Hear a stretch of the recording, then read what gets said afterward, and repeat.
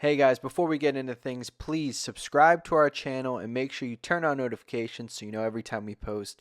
And also, head over to our social pages, Twitter, TikTok, and Instagram so you can see clips and chat wrestling with us. But now, let's get into the video.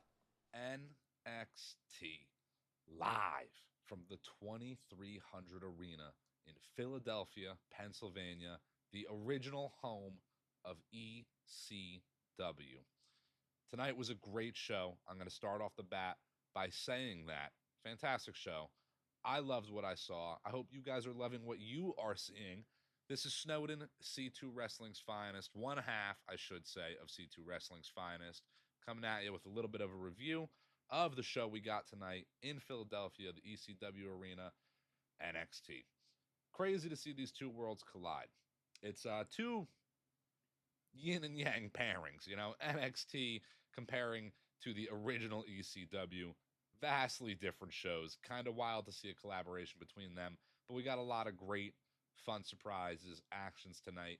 Now, this, I can see people loving this show tonight. I think the ratings are going to be in on this. They're going to be huge, especially with everything going on tonight. But this is a fan service show. It is for the fans, by fans, essentially.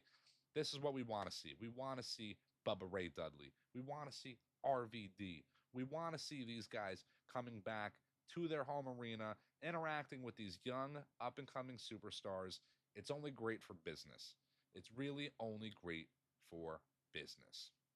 Guys like Javon Evans, guys like Wesley, seeing them interact, having matches in a way with legends like RVD is great for their story in wrestling. I couldn't even imagine at the age I am at, very similar in age to a lot of these wrestlers like Wesley, being able to say, I was on TV with Rob Van Dam or Trick Williams. I tag teamed with Bubba Ray Dudley. That's crazy stuff to say. That is really an achievement in its own, let alone being an NXT world champion like Trick is. Being able to say he did that, he was one half of 3D for a night, that's awesome. I wish I could live that dream myself. Now, we got some surprises too with these NXT ECW crossovers. Now, we had seen a little bit about the FBI, Nunzio, coming back to NXT this week. We knew that was coming, but we didn't know he was wrestling. Nunzio going for the North American Championship against another full-blooded Italian in Tony D'Angelo. Now, this was a little bit of a light match. Let's be honest. I didn't expect anything too crazy from 52-year-old Nunzio. It is all great. I loved it. It was a lot of fun. Nunzio took a few bumps in there, too. I will say that. For a guy that I don't know how much he is active, wrestles, he looked really good. He took a few bumps at his age. That's crazy, in my opinion. A lot of these guys like Rob Van Dam, yeah, they're still kind of wrestling, but Nunzio, we don't see a lot of. So that was pretty fun stuff. Of course, having him have an interaction with Tony D'Angelo is the only way to do it. Tony D, the family, the full-blooded Italians after the match, shaking hands, giving each other the kisses on the cheeks. That's what we wanted to see. Again, it is a fan service show.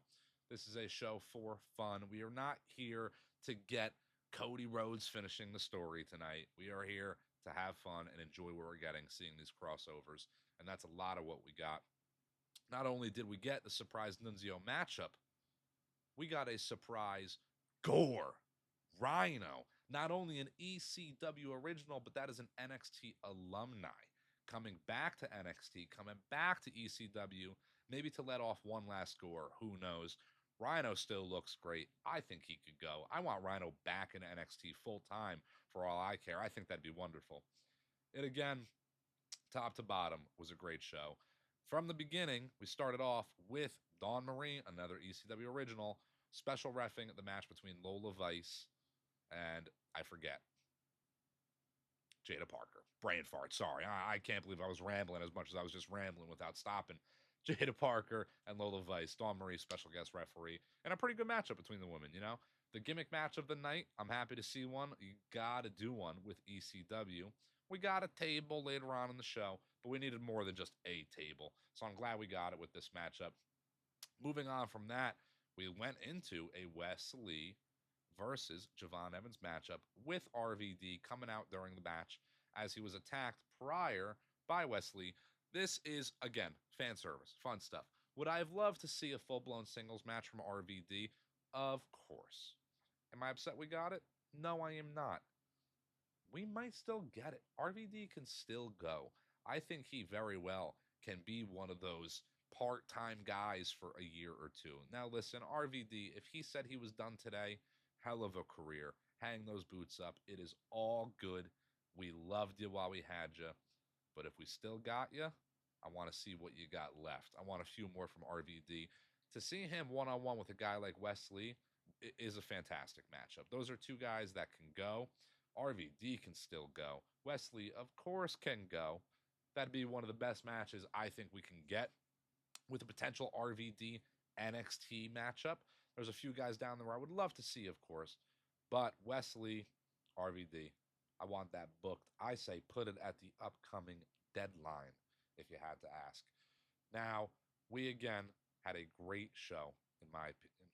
Now, myself, Snowden, the other half of C2 Wrestling, CTD, otherwise, we're both known as Chris. That's kind of the point. We have gone on record over the last few weeks, to talk about the women's roster in NXT, how diverse it is, how it's holding down the fort for NXT. And I think tonight only is proof of that. You have an NXT show, again, as I repeat, Philadelphia, Pennsylvania, ECW Arena. You would expect this show to be closed out by the Dudley Boys and Trick, or RVD and whoever, or the Sandman, or Sabu, or any ECW original that we had hoped to get at a point. Whether we did or didn't, you would expect that to be the shtick tonight. But I think it only goes to show how good these women are down in NXT and how much trust there is in all of them, that even with this collaboration show tonight, we still close the show with a 5-on-5 women's tag team matchup. And this is not just any matchup. This is not some universe mode matchup. We are getting random pairings. It's a little bit random, but we're getting the top 10 female talent in NXT. There's an argument that a lot of them are the top talent in WWE. Cora Jade, the NXT Women's Champion, Roxanne Perez, teaming with Fatal Influence versus Julia, Stephanie, Jordan Grace, Zarya, and Kalani Jordan.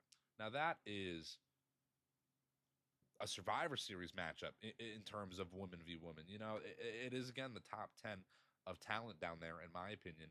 And I did not expect some 5-star match. I'll get that out of the way, too. Just like I said, I didn't expect Cody closing the story, finishing the story, whatever, down at this NXT show tonight. This was a fan service show. The match was good. Nothing too crazy. But I want to talk about how it ended. Roxanne Perez as champion, taking another pinfall, this time from Zarya. I think this sets up a great possibility of having all these new women down there. You have Zarya, you have Julia, Stephanie, Jordan Grace. Hell, have Kalani Jordan. Have them all pin Roxanne in non-title bouts. Keeps your head spinning. What's going to happen? Who's going to win? Again, we have gone on record as well to say predictability is good in wrestling when it's done right. But what's also great in wrestling is when you have no effing clue what's going on. And if that's the route they go, it could be Julia. It could be Stephanie. It could be Jordan Grace. It could be the up-and-coming Kalani Jordan. It could be anybody. Zarya. Who knows? It could be any of them winning this title from Roxanne next. Cora Jade finding herself in the mix, kind of teaming with Roxanne. We'll see where that goes. But there's so much involvement with these women right now. It's the best thing they got going down in NXT. I am at no surprise that they closed the show tonight, and I will not be surprised if they close the show at Deadline coming up. Iron Survivor match, I think you have your 5 right there. The women's team that we got tonight. Kalani, Jordan Grace. I almost said Kalani and then Jordan, but that would have just been one person. Kalani, Jordan Grace, Julia, Stephanie, and Zarya. That's your Iron Survivor right there. Now, if you have Zarya win, let's say, and go against Roxanne, it needs some sort of screwy finish, something. Roxanne retains. I don't think it's maybe time yet. I would like to see what I said earlier come to fruition, where you have these women all pin Roxanne in maybe non-title bouts to keep your head spinning. Down the line, whether it leads to other one-on-one matchups, triple threats, fatal 4-ways, fatal 5-ways. If we ever do get that match, maybe we do get that fatal 5-way, fatal 6-way, whatever. Who knows what they do? But we get Roxanne defending the belt against those 4 or 5 women. Who knows what could happen? It could go anywhere. Belt could go on anybody. You're getting a great matchup, a great pop, no matter what. And that's what you're getting out of C2 Wrestling as well. It's been a lot of fun, guys. I keep saying that. We have been having a blast. We are watching NXT SmackDown Raw. We're reviewing every week, every PLE. We're reacting. We're posting predictions. We got a lot more coming. Stay tuned for Survivor Series. Something special coming at you, hopefully. We're looking forward to it. Go down below, comment. We want to talk shop. We want to talk wrestling with all you fans out there. Like the video, subscribe to the channel. That's important. But also hit the social media. Follow us on X, Twitter, Instagram. We're not on Facebook, but follow us on Facebook. I don't know. I'm Snowden, C2 Wrestling.